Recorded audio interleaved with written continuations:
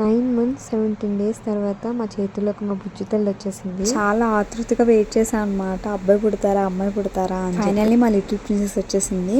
ఈ వీడియో వచ్చేసి మేము హాస్పిటల్ నుంచి డిశ్చార్జ్ అయ్యి అమ్మ వాళ్ళ ఇంటికి వచ్చిన వీడియో అనమాట. నేనైతే అస్సలు ఎక్స్పెక్ట్ చేయలేదు నాకు ఇలా వెల్కమ్ చేస్తారు అని చెప్పి. నాకు కూడా కాదు, మా లిటిల్ బేబీకి. కానీ చాలా హ్యాపీ అనిపించింది, చాలా సర్ప్రైజ్ అనమాట, షాక్ ఫస్ట్లీ.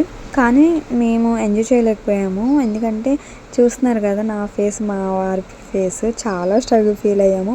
ఆ డిశ్చార్జ్ ప్రాసెస్ అయితే ఎంత ఉందండి, కిందికి పైకి తిప్పుతూనే ఉన్నారు మమ్మల్ని. నా డెలివరీ అయితే గవర్నమెంట్ హాస్పిటల్ అయిందండి.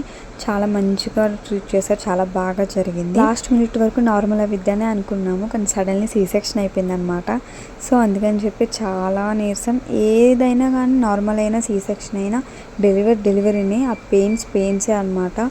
ఆడవాళ్ళందరికీ కూడా అసలు నిజంగా హ్యాట్స్ ఆఫ్ అండి. ఇప్పుడు అర్థమవుతుంది నాకైతే మదర్స్ ఎందుకు అంత లవ్ మన మీద చూపిస్తారు. ఎన్ని పెయిన్స్ వచ్చినా, ఎంత స్ట్రగుల్స్ వచ్చినా, బేబీ మన చేతుల్లోకి వచ్చాక అవేమి గుర్తుండవు కదా. నాకైతే చాలా మంచి ఫీలింగ్ వచ్చిందనమాట, చాలా బాగా అనిపించింది. ఫస్ట్ మా ఫ్యామిలీ మెంబర్స్ అందరికీ కూడా థ్యాంక్ యూ సో మచ్.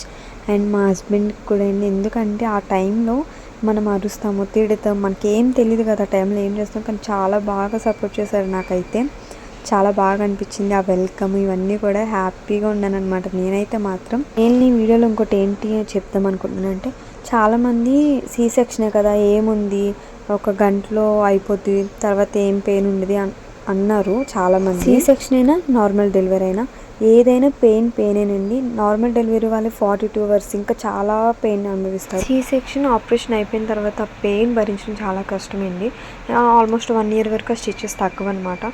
మీలో ఎంతమంది నేను చెప్పింది కరెక్ట్ అంటారు నాకు కామెంట్ చేయండి.